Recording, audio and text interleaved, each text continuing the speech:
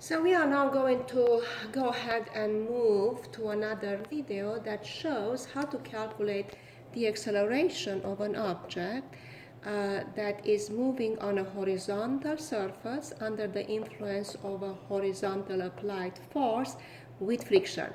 The given in this problem are the mass of the object, little g, the applied force, and the coefficient of kinetic friction. In order to see how this free body diagram was put together, please refer to the video, the short YouTube video that shows you how these kind of free body diagrams are put together step by step. In order to consider this problem, we are going to now move on to the equations, and we are just going to have to consider Newton's second law of motion as our main equation, which says F net equals m times a.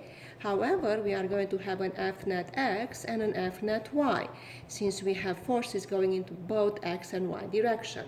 The object does not accelerate vertically, so F net y equals 0. The object does accelerate horizontally, so F net x will be my m times a.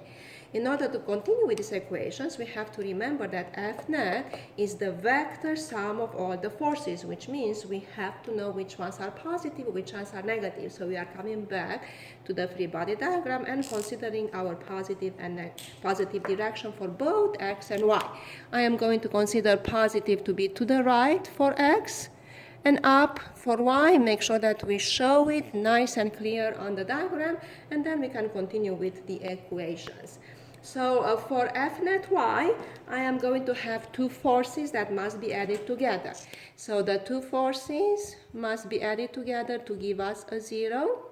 The two forces will be positive normal force, positive n, and negative mg,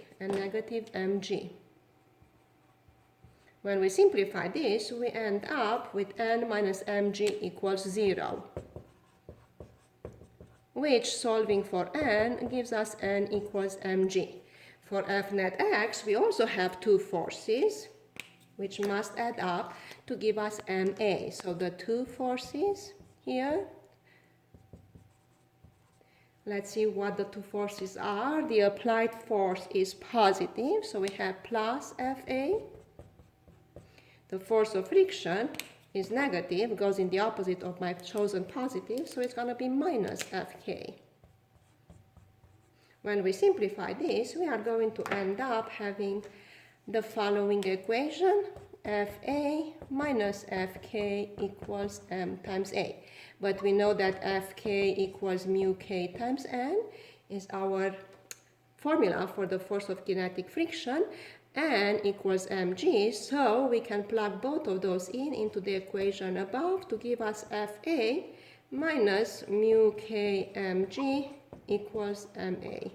So this equation here, everything is given except for the acceleration. We can now solve for the acceleration, which is going to give us in the bottom an m and in the top Fa minus mu k mg. And that is going to be our final answer. That comes again in terms of the given variables Fa, mu k, m, and g. Thank you.